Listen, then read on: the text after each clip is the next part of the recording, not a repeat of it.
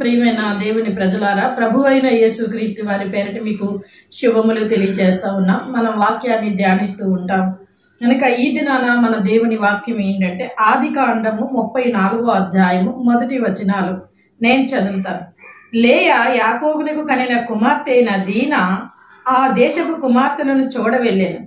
ఆ దేశము నేలిన హివ్వీయుడైన హామోరు కుమారుడగు షేకెము ఆమెను చూచి ఆమెను పట్టుకొని ఆమెతో సైనించి ఆమెను అవమానపరిచెను. అతని మనస్సు యాకోబు కుమార్తె అయిన దీనా మీద ఉండెను. అతడు ఆ చిన్నదానిని ప్రేమించి ఆమెతో ప్రీతిగా మాట్లాడి ఈ చిన్నదానిని నాకు పెండ్లి చేయమని తన తండ్రి అయిన హామోరును అడిగెను. తన కుమార్తెను అతడు చెరిపినని యాకోబు విని తన కుమారులు పశువులతో పొలములో ఉండినందున వారు వచ్చి వరకు ఊరుకుండెను.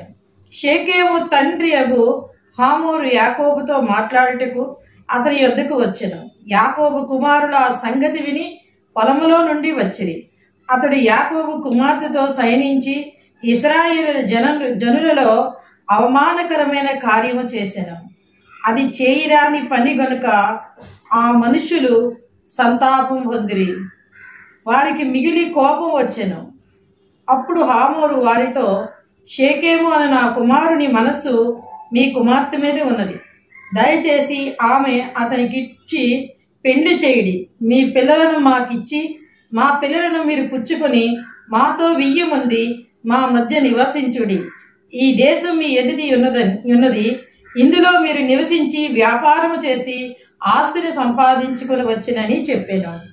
హల్లెలూయా. ప్రియమైన దేవుని ప్రజలారా, మనం ఈ వాక్యాన్ని ధ్యానిస్తే చాలా అంశాలు ఇందులో ఉన్నాయి. ఇప్పుడు యాకోబు ఆ యొక్క తన మామగారి దగ్గర నుంచి అక్కడి నుండి ఆ యొక్క దేశానికి వచ్చాడు. ఎక్కడికి వచ్చాడు అంటే మనం చూసినట్లయితే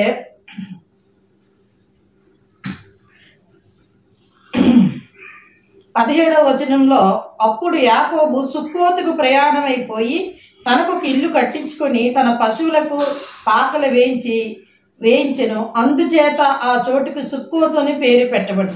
అట్లు యాకోబు పదనామరం నుండి వచ్చిన తరువాత కానాను దేశంలో ఉన్న షేకెము ఊరికి సురక్షితంగా వచ్చి ఆ ఊరి ముందర తన గుడారము వేసెను.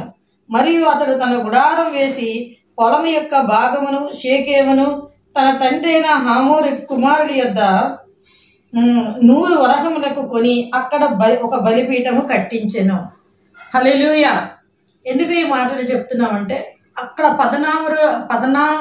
పదనామరు నుండి ఆ యొక్క తన మామగారి ఇంటి దగ్గర నుంచి బయలుదేరి, అంటే దేవుడు వెళ్ళి ఉండమని చెప్పేది ఒక దగ్గర, యాకోబు గుడారం వేసుకునేది ఒక దగ్గర. హల్లెలూయా. ఎందుకు ఈ మాట చెప్తున్నామంటే మనకి అర్థం అవ్వాలి దేవుని వాక్యము అన్న ఉద్దేశంతో చెప్తాను. అక్కడికి వెళ్ళి అక్కడ గుడారం వేసుకొని సుక్కోతు అని పేరు పెట్టబడింది. అక్కడ ఉన్నప్పుడు ఒక దేశం నుంచి, ఒక ప్రాంతం నుంచి మరొక ప్రాంతానికి వారు వచ్చారు గనక అక్కడున్న అలవాట్లు ఆ యొక్క విధానాలు వేరు, ఇక్కడున్న ప్రజల యొక్క అలవాట్లు విధానాలు వేరు.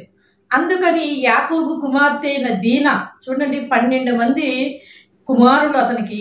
12 మంది కుమారుల దగ్గర ఒకే ఒక అమ్మాయి పుట్టింది. ఎంత గారాభంగా చూసుకొని ఉంటారు, ఎంత చక్కగా పెంచి ఉంటారు వాళ్ళు. అయితే మన వాక్యంలో చూస్తే ఎప్పుడు కూడా లేయా ఎప్పుడు కూడా తన భర్త వైపే తన మనసు ఉన్నట్టు ఉంటుంది, కానీ ఆ పిల్లలను పట్టించుకున్నట్టుగా మనకి అక్కడ వ్రాయబడలేదు వాక్యంలో. మన చరిత్ర ఏం చెప్తుందో అది నాకు తెలియదు. అయితే ఇక్కడ ఆ అమ్మాయి ఏం చేసింది, ఇక్కడికి వచ్చి ఆ దేశపు కుమార్తెలను చూడడానికి వెళ్ళిందంట. దీనా యాకోబు కుమార్తె. అంటే మేము ఒక ఊరి నుంచి వచ్చాము, ఒక దేశం నుంచి వచ్చాము, ఈ దేశంలో ఉన్న కుమార్తెలు ఎంత బాగుంటారో, ఎలా ఉన్నారో, వారి స్టైల్ ఏంటో, వారి నటక ఏంటో వారిని చూడ్డానికి వెళ్తానని యవనస్తురాలైన ఈ కుమార్తె దీనా ఆ యొక్క దేశపు కుమార్తెలను చూడడానికి వెళితే వారి మధ్యన దీనా ఒక అద్భుతంగా మారిపోయింది. హల్లెలూయా. ఎందుకంటే ఆ ఊరు రాజైన హాగోరు కుమారుడైన షేకెము దృష్టికి ఆమె నచ్చింది. అంటే అక్కడున్న వారి కుమార్తెలు అందరికన్నా ప్రత్యేకంగా కనపడింది దీనా. వెంటనే ఆమెతో మాట్లాడి లేదా కుటుంబస్తులతో మాట్లాడి అతని వివాహం చేసుకుంటే బాగుండు. కానీ ముందు ఆమెను ఏం చేశాడంటే చెరిపేశాడు. మనసు అయితే అతని మనసు మంచిదే, వివాహం చేసుకోవాలని ఆలోచన ఉంది. కానీ ఇశ్రాయేలుకి ఘోర అవమానం ఒక వ్యక్తిని చెరపటము అంటే, ఒక అమ్మాయిని పాడు చేయడం, ఒక వేశ్యతో కలిసి జీవించినట్లుగా నా సహోదరి పట్ల జీవించారని తర్వాత వచనాల్లో యాకోబు కుమారులు చెప్తారు. యాకోబుకి వారు ఏమంటారంటే, ఆ అమ్మాయి అక్కడికి వెళ్ళి చూడడానికి వెళ్ళి అక్కడ ఘోరంగా అవమానించబడింది. కానీ అతడట ఆ అమ్మాయితో చాలా ప్రీతిగా మాట్లాడారట. హల్లెలూయా. ఎందుకు ఈ మాట చెప్తున్నామంటే, చూడండి, ఈమె నేను దేవుని కలిగిన బిడ్డని, నేను ఒక ప్రత్యేకతని, నేనే ఒక ప్రత్యేకము అని అనుకోలేదు.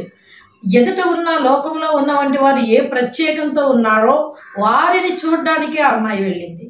అయితే ఈ అమ్మాయి ఒక ప్రత్యేకంగా మారిపోయింది. తన యొక్క సౌందర్యము, తన మాట, తన తీరు అంతా కూడా ఒక ప్రత్యేకత.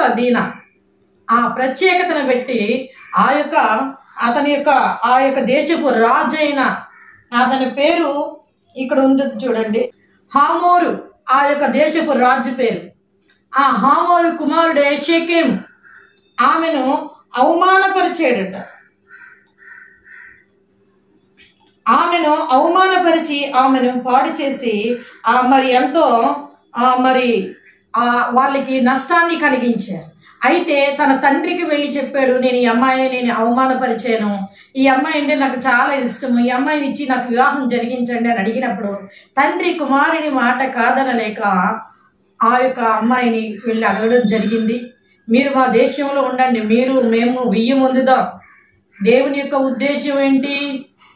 యాకోబు ప్రత్యేకము. హల్లెలూయా. యాకోబు వంశము ప్రత్యేకము. యాకోబులోంచి వచ్చిన గోత్రాలు 12 గోత్రాలు ప్రత్యేకము. వారు దేవుని గోత్రాలుగా రానున్న దినాల్లో భవిష్యత్తు కాలంలో వారు పిలువబడాలి. కానీ దీనా చేసిన పని వలన, అంటే దీనా ఏం చేసింది?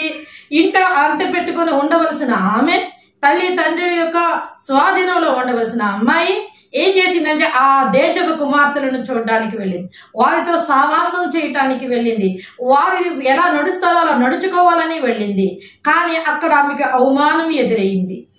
చూడండి, ఒక్క అమ్మాయి ద్వారా ఆ కుటుంబంలో ఎన్ని చిన్నాభిన్నాలు అయిపోయిందో, ఆ కుటుంబంలో ఎన్ని విధాలుగా ఆటంకాలు వచ్చాయో. దేవుని ఉద్దేశం అక్కడ విఫలమైపోయే అవకాశం ఉంది. హల్లెలూయా. అందుకనే వాళ్ళు ఆ యొక్క కుమారులు, యాకోబు కుమారులు, వారిని అందరినీ కూడా హతం చేసినట్లుగా తర్వాత వచనాల్లో మనం చూస్తాం. అయితే మన వాక్యం అది కాదు. మన వాక్యం ఏంటంటే, యాకోబు కుమార్తె, ఆమె ఒక అందం, ఒక సౌందర్యం, ఆమె ఒక అద్భుతం. ఎందుకంటే ఆమె దేవుని ప్రజలు, సృష్టికర్త అయిన దేవుని ఎన్నుకున్న యాకోబు యొక్క కుమార్తె. ఆమె ఒక ప్రత్యేకత, ఒక ప్రత్యేకంగా ఉండవలసింది. ఆమె ఆ దేశపు కుమార్తెలను చూడటానికి వెళ్ళింది. ఆ దేశపు కుమార్తెలు వాళ్ళకన్నా ఈమె అందంగా కనిపించింది రాజు యొక్క కుమారుని కంటికి. ఆమె అవమానించబడింది, చెరచబడింది. అయితే అతనితో ఆమె వివాహం చేసుకోవటానికి సిద్ధపడింది. కానీ భవిష్యత్తులో మనం చూసినట్లయితే ఆమె మరలా ఇంకొకరిని వివాహం చేసుకున్నట్లు కానీ, ఆమె ఒక కుటుంబంతో ఉన్నట్టు కానీ ఇంక ఎక్కడా కనిపించదు. అన్నదమ్ములకు క్రోధం వచ్చేసింది, కోపం వచ్చేసింది. బయటికి మంచిగా మెల్లగా మాట్లాడారు కానీ సున్నతి పొందుకోమని చెప్పారు. వారందరూ సున్నతి పొందుకోనున్నప్పుడు వారి కోపంతో వారందరినీ కూడా వెళ్ళి హతము చేసేస్తూ ఉంటారు. ఎందుకు ఇలా జరిగింది అంటే, యాకోబు కుమార్తె యొక్క నడవడిక, దీనా, ఎప్పుడు కూడా ఆ తల్లి యొక్క పెంపకం. అందుకే పిల్లల కన్నా తల్లిదండ్రులు పిల్లలు కనేయటం గొప్ప విషయం కాదు, వారిని జాగ్రత్తగా దేవునిలో పెంచాలి. హల్లెలూయా. ఎప్పుడు కూడా లేయ, ఈ బిడ్డని కన్నాను, నా భర్త నన్ను ప్రేమించాడు, ఆ బిడ్డని కన్నాను, నా భర్త నన్ను హత్తుకుంటాడని భర్త ప్రేమ కొరకే తారతహలాడేది. కానీ తను ఎదిగిన కుమార్తె ఎలా ఉంది, తన మనసు ఏంటి, తన యొక్క ఉద్దేశాలు ఏంటి తెలుసుకొని ఆ అమ్మాయికి ఏది మంచి చేయాలో ఎప్పుడు కూడా ఆమె ఆలోచించలేదు. వాక్య ప్రకారంగా మనం చూస్తే ఆలోచించినట్లుగా లేదు. ఎప్పుడు కూడా ఆ ప్రేమ కొరకు ఆమె తన భర్త ప్రేమ కొరకే తహతహలాడింది. అది చూస్తున్న ఆమె ఎప్పుడైతే ఆ యొక్క దేశపు రాజకుమారుడు ఈ యొక్క దీనాతో ప్రీతిగా మాట్లాడారో, ఆ దీన అతని మాటకి లోబడిపోయింది. ఒకవేళ దేనాయే గాని అతన్ని వివాహం చేసుకుంటే చరిత్ర, ఇశ్రాయేలు చరిత్ర వేరేగా ఉంది. కానీ దేవుని ఉద్దేశాలు, దేవుని ఆలోచనలన్నీ కూడా విఫలమైపోను. హల్లెలూయా.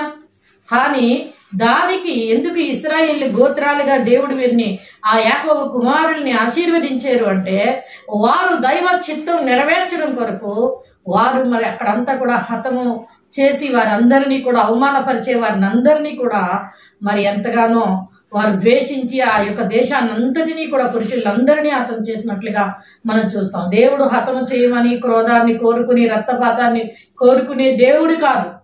కానీ ఒకానొక సమయంలో ఆ దినాల్లో నేటి దినాల్లో ఉన్న పిల్లలు, నీ పిల్లలు, నా పిల్లలు, మనందరి పిల్లలు దైవ చిత్తానుసారంగా నడవాలి. వారి మీద దేవుని యొక్క ఉద్దేశాలు వేరేగా ఉంటాయి.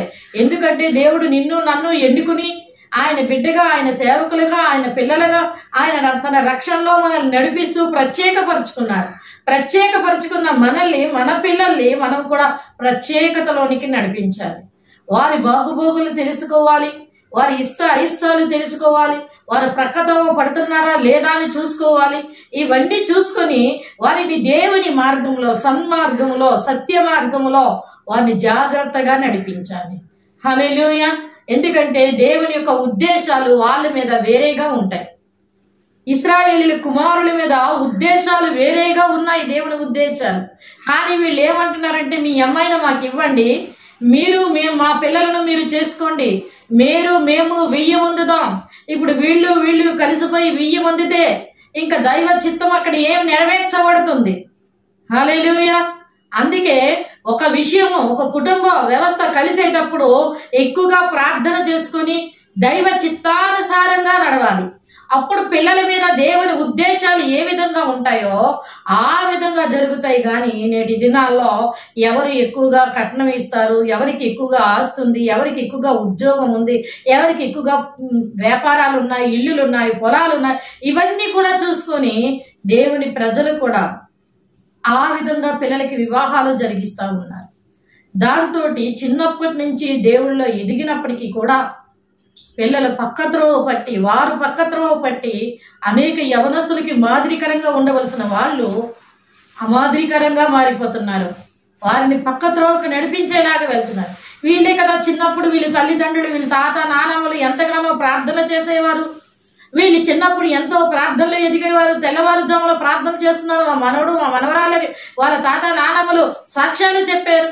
ఇప్పుడు వీళ్ళు ఎలా ఉన్నారే అని అనేక మంది యొక్క దేవుని ప్రజలు, అంటే భవిష్యత్తు కాలం యొక్క వారసులు, ఆ తల్లి తండ్రి సరిగా పిల్లల యొక్క ఉద్దేశాలను ఆలోచించకుండా వారికి వివాహాలు చేసినప్పుడు దైవ చిత్తానుసారమైన వివాహాలు చేయటం వలన వారి జీవితాలు పాడైపోయి వాళ్ళు అనుకుంటారు మేము ఎంతో మంచిగా చక్కగా ఉన్నామని అనుకుంటారు. కానీ దేవుని దృష్టిలో వారు సున్నా అయి ఉన్నారు. హల్లెలూయా. ఏ ఒక్కరికి తీర్పు తీర్చటం లేదండి. దేవుని వాక్యాన్ని పట్టుకొని చెప్తాము. దీన ఆ దేశపు కుమార్తెలను చూడడానికి వెళ్ళి, ఈమె యాకోబు కుమార్తె, దేవుడు ఎన్నుకొని ఏర్పాటు చేసుకున్నాడు. తల్లి గర్భంలో ఉన్నప్పుడే దేవుడు యాకోబుని ఎన్నుకున్నాడు. అలాంటి యాకోబు కుమార్తె తండ్రి ఆ యొక్క ఎబ్బోకి రేవు దగ్గరికి వెళ్ళిపోయి రాత్రి అంతా ప్రార్థన చేస్తూ ఉన్నప్పుడు యాకోబు కుమార్తెకి తెలియదా, నా తండ్రి ఇంత ప్రార్థనాపరుడు, దేవునితో సహవాసం చేసిన వాడని, నా తండ్రి చిత్తం ఏదైతే నేను అదే, నా తల్లిదండ్రుల ఉద్దేశాలు ఏదైతే అదే నేను నెరవేరుస్తాను అని అనుకోవాలి కదా. ఆమె అలా అనుకోలేదు. ఆ దేశపు కుమార్తెను చూడడానికి వెళ్ళింది. కానీ ఈమె ఒక సౌందర్యం, ఈమె ఒక అద్భుతం, రాజు యొక్క కుమారుని యొక్క మనసును దోచుకుంది. కానీ అక్కడ విధి విధానాలు మారిపోయాయి. హల్లెలూయా. కనుక దేవుని ప్రజలమైన మనము పైరూపం ఎలా ఉన్నా సరే మన అంతరంగం సౌందర్యంగా ఉండాలి. మన అంతరంగం, మన ఆధ్యాత్మికతనము దేవుని దృష్టికి యోగ్యకరంగా ఉండాలి. చూడండి, ప్రసంగి ఆ యొక్క పరమగీతాల్లో షలోమితి గురించి మాట్లాడతారు. నల్లని దానవు అయినను ఆ యొక్క రాజు యొక్క హృదయాన్ని ఆమె దోచుకుంది. ఎందుకో తెలుసా? ఆమె నడవడిక, ఆమె మాట, ఆమె తీరు ఒక అద్భుతం. రూపం ఎలగెంట ఉన్నవాటి, హృదయ అంతరంగ ఆధ్యాత్మిక సౌందర్యం కలిగిన వాటిది. కనుక దేవుని ప్రజలైన వంటి వారు దేవుని పిల్లలైన వంటి వారు, యవనస్తులుగా ఉన్న వంటి వారు, లేదా పిల్లల కన్నా తల్లిదండ్రులు అయిన వంటి వారు నేటి దినాల్లో పిల్లలను దేవునిలో ఎదిగించాలి, దైవత్వంలో వారిని నేర్పించాలి. వారి మాటకి ముందు దైవత్వం, మాటకి వెనక దైవత్వం, వారి హృదయం అంతా కూడా దైవత్వంతో నింపివేయాలి. అలాంటి వారు బైబిల్ గ్రంథంలో చాలా మంది ఉన్నారు. కానీ ఈ దీనా ఆ యొక్క దేశపు కుమార్తెలను చూడడానికి వెళ్ళకపోతే ఈమె యొక్క విధానం వేరేగా ఉంది. ఈమె యొక్క విధానం దైవ దృష్టిలో వేరేగా ఉండి వేరే దేవుని చిత్తానుసారంగా నడుచును. కానీ ఈమె వెళ్ళటం వలన అన్నదమ్ములకు కోపం పుట్టించింది. అక్కడంతా కూడా రక్తపాతం జరిగింది. తండ్రికి మనశ్శాంతి లేదు. దైవ చిత్తం జరగడానికి కొంతకాలం సమయం పట్టేసింది ఒక్క అమ్మాయి వలన.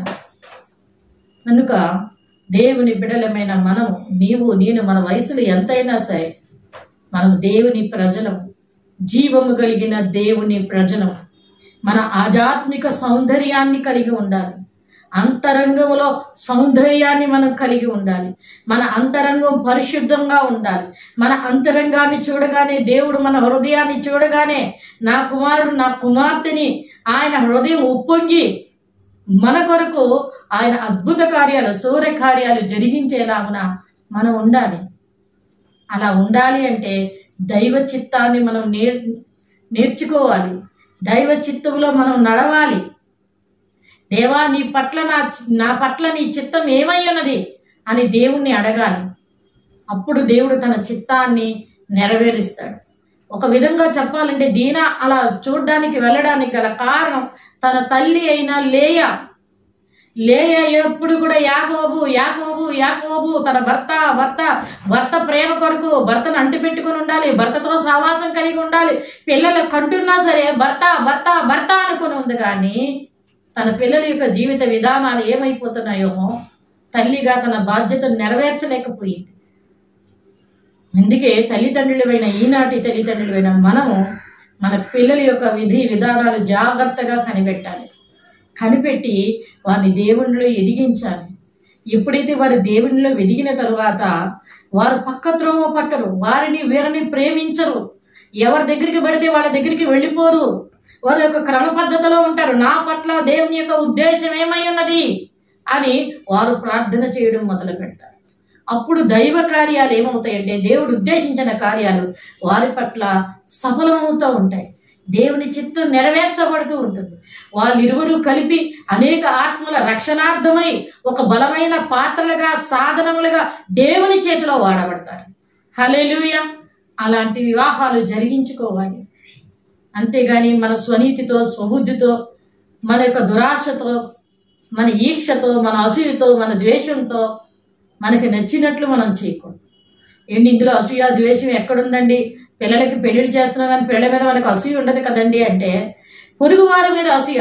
వాళ్ళకి అంత మంచి వాళ్ళు దొరికారు, నాకెందుకు ఇలా దొరకపోరు, నాకు దొరుకుతున్నారని చెప్పి దైవ చిత్తాన్ని పక్కన పెట్టి వారి మీద ఉన్న అసూయతో వీరికి మన పిల్లలకి అలాంటి వివాహాలు జరిగిస్తే వారి జీవితాలు పతనమైపోతూ ఉంటాయి. దేవుని యొక్క ఉద్దేశాలు నెరవేరు. మీరు బైబిల్ గ్రంథంలో ఇంకెక్కడ దీనా కనబడినా ఆమె వివాహం చేసుకున్నట్లు కానీ పిల్లల కన్నట్టు కానీ బైబిల్ గ్రంథంలో ఇంకా ఆమె గురించి వ్రాయబడలేదు. మీరు చదవండి ఆ 34వ అధ్యాయం అంతా కూడా. అన్నదమ్ములకు కోపం కలిగింది, కోపం వచ్చేసింది అన్నదమ్ములకు. ఆ ఊరి వారందరినీ వారు చంపేశారు. అంత కోప ఉద్రేకాలు అన్నదమ్ములకు రావడానికి కారణం దీనా ప్రవర్తన. హల్లెలూయా.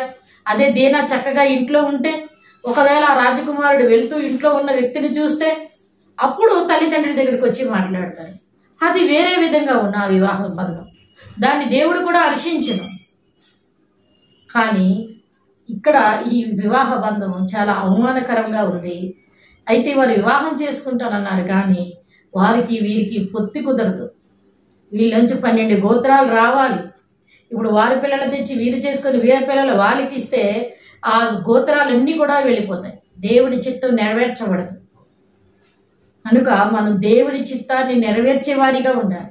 యేసుక్రీస్తు వారు కూడా మత్తయి సువార్త 26వ అధ్యాయంలో ఆయన ఏమంటారో తెలుసా? ఆయన శిలువ మరణానికి అప్పగింపబడిన ముందు, తండ్రి నీ చిత్తం అయితే ఈ గిన్నె నా యొద్ద నుంచి తొలగించండి. ఆయనను నా చిత్తము కాదు మీ చిత్తమే ప్రభు అని దేవుని చిత్తానికి తను తాను అప్పగించుకున్నారు. ఎందుకు అలా అప్పగించుకున్నారు అంటే మనకి మాదిరికరంగా ఆయన చూపిస్తా ఉన్నారు. నీ జీవిత కష్టాలు, శ్రమలు, ఇరుకులు, ఇబ్బందులు, నిందలు, అవమానాలు కలుగుతూ ఉన్నప్పుడు కూడా దేవుని చిత్తాన్ని నువ్వు జరిగించాలి. దేవుని చిత్తానికి నీవు అప్పగించుకోవాలని యేసుక్రీస్తు వారు మనకు మాదిరిగా చూపించారు. కనుక మనం ప్రతి విషయంలో యేసుక్రీస్తు వారిని మాదిరికరంగా తీసుకొని మన జీవితాల్లో మన పిల్లలకి మంచి భవిష్యత్తులు ఇవ్వాలని ఆశపడుతున్న మనము డబ్బున్న వాళ్ళకి, ధనమున్న వాళ్ళకి, పేరున్న వాళ్ళకి, ప్రఖ్యాతి ఉన్న వాళ్ళకి ఇస్తే వారు సుఖపడతారు అనుకుంటాం. కాదు కాదు, దైవత్వం ఉన్న వారికి ఇవ్వండి.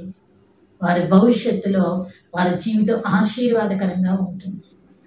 కనుక మన పిల్లల్ని ఇక మీదట ఆ లేయాలాగా కాకుండా దైవత్వంలో మనం పెంచి దాంట్లోనే వారిని నడిపించి అలాంటి వివాహాలు జరిగించి దేవుని నామానికి మహిమకరంగా దేవుని చేతిలో వాడబడిన బలమైన పాత్రలుగా వారు తయారయ్యేలాగున మన వంతు పని మనం జరిగించినప్పుడు దేవుడు మనల్ని దీవిస్తారు, ఆ పిల్లల్ని ఆశీర్వదిస్తారు.